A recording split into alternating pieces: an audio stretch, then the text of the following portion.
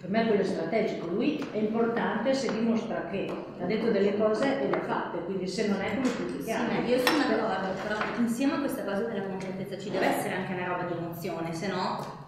Si ricollega al discorso del io le cose le ho già fatte, cioè c'è ancora speranza nella politica, perché qualcuno ogni tanto mantiene le promesse. T'han dato 9.000 preferenze, lo so già, ok, sei credibile, convincimi però a votare il PD, perché tanto te comunque sei il quinto, tu vai su, perché non dovrei votare Monti? La cosa che facciamo a San Felice, che abbiamo fatto, perché è utile? Perché va a prendere quelle persone lì. Cioè non ci sono mica parlato con gli iscritti del PD, non è con quelli che... Ma con persone che dicono, se fosse ste quello là, me pensiamo, ma c'è... E tu gli dici, no, guarda, ma perché avrei stato quello là? Perché uno che fa quello che dice, bene, noi andiamo lì con questo tipo di atteggiamento. E lo so che sono 20 anni che non cambia niente, però la dimostrazione non è votare l'ennesimo che si ripropone di fare, ma che arriva con del fatto. E sulle notizie non bisogna che ci sforziamo.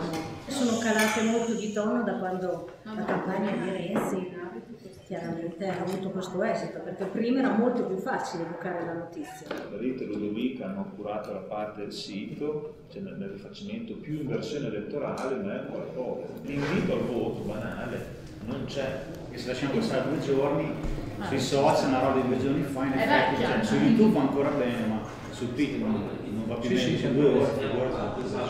L'unico nostro problema è che per il momento siamo un po' pochini a starci dietro. Di Dropbox, perché hanno fatto lì e uno li può prendere e le possiamo spostare. Non è un evento. No? Bisogna davvero che cambiamo registro, se no non ci possiamo stupire delle piazze piene delle nostre un po' più mosce.